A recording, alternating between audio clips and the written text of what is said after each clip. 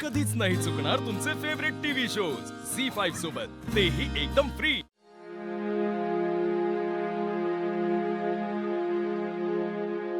देवी, माझ्या बहिणीला, दिशाला या लोकांनी खूप छळलाय, त्रास दिलाय।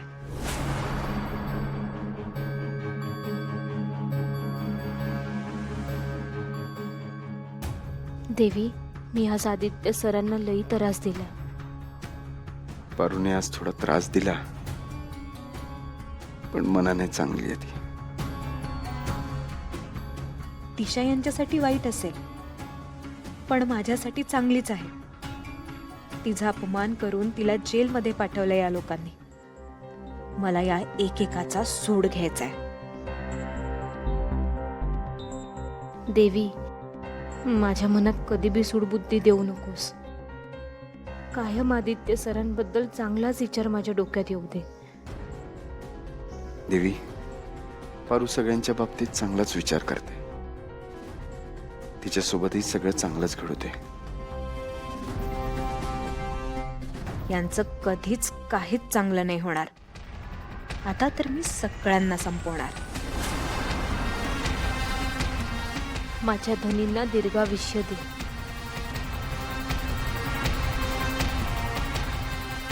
आदित्यला तर आता मीच मृत्यूदंड देणार। जाताना सोबत जातोय, पण येताना मला परत तो सोबत नकोय।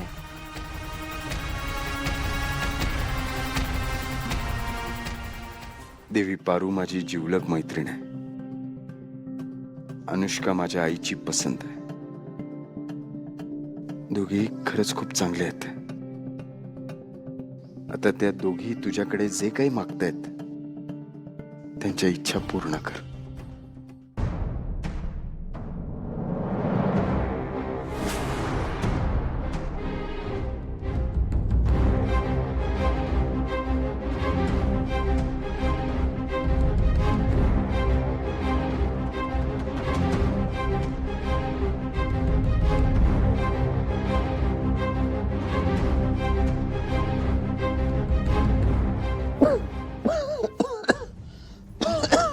काय झालं?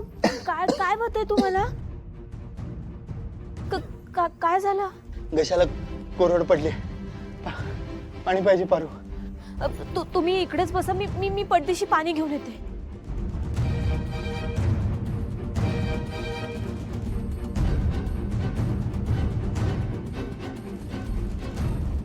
अरे यार, उगीच शंका घेतली मी पारूवर। मला त्रास होतोय बघून किती अस्वस्थ झाली ती।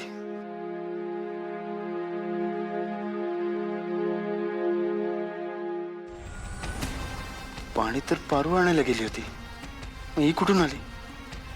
तुमच्या घशाला कोरड पडली होती ना, प्या ना पाणी प्या।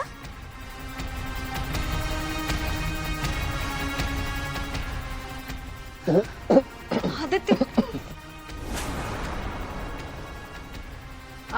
Aditya, I am really very sorry. अरे, मला खरंच माहित नव्हतं। मला वाटलं की आपल्या सुखी संसारासाठी हे सगळं करणं गरजेचं आहे, म्हणून मी तुला हे सगळं करायला सांगितलं। मला माहित नव्हतं एवढा त्रास होईल ते। It's okay. हे तर काहीच नाही, आणि एका सुखी संसारासाठी एवढं तर करायलाच पाहिजे, नाही का? अनुष्का मॅडम, आमच्या मालक सरांना कमकुवत समजू नका। लई खंबीर आहेत ते। अजून 3-4 वेळा अभिषेक करायला सांगितलं ना, तरी करतील ते। महिना मालक सर।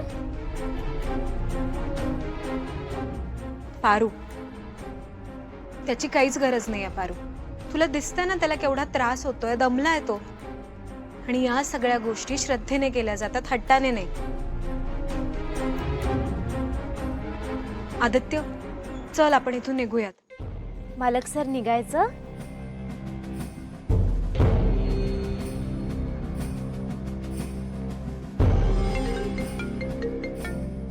एक मिनिट, मला कॉल अटेंड करावा लागेल। पारू हे सगळं मुद्दाम करते। पारू, आता तुला उत्तर देण्याची वेळ आली आहे।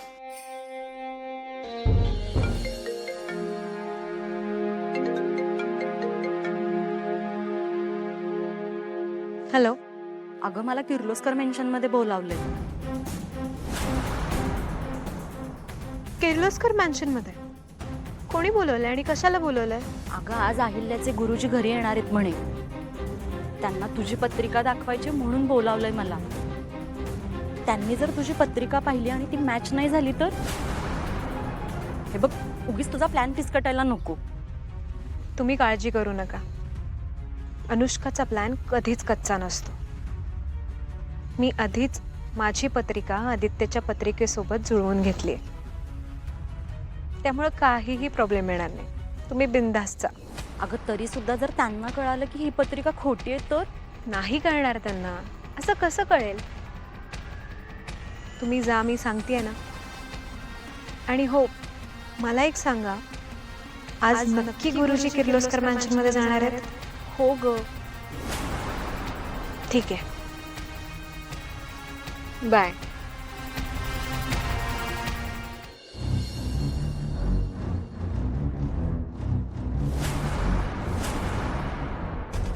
पारू, निघायचं? वय मी तेच सांगायला आले होते. ओके, चल.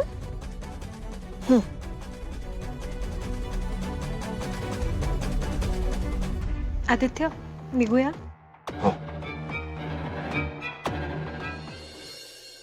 सावित्री, गुरुजी येणार आहेत. त्यांच्या चहा नाश्त्याचं बघशील आणि काहीतरी गोडाधोडाचा पण करून ठेव. हो मॅडम, करते. काय आईला गुरुजी का पहिल्यांदा येतात का आपल्या घरात? एवढी काय एक्साइट होतेस?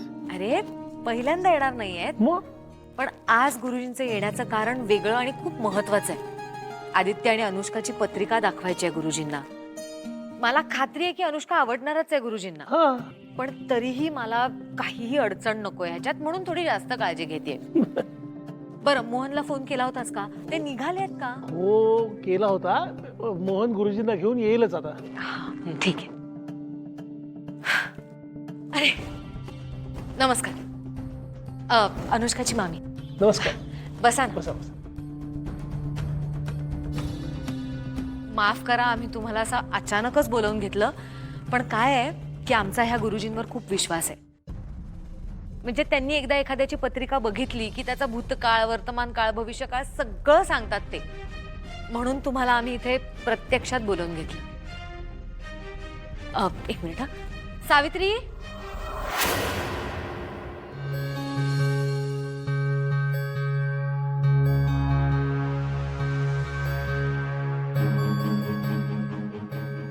आज मी लई छळला आदित्य सरांना.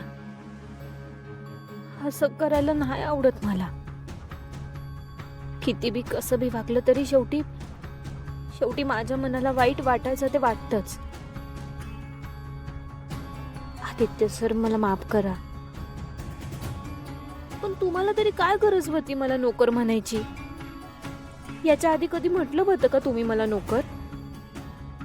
मग अचानक तुम्ही मला असं नोकर बोलायला लागला तर मला राग नाही येणार का? झी5 ॲप डाउनलोड करा आणि पहा सर्व एपिसोड्स एकदम फ्री.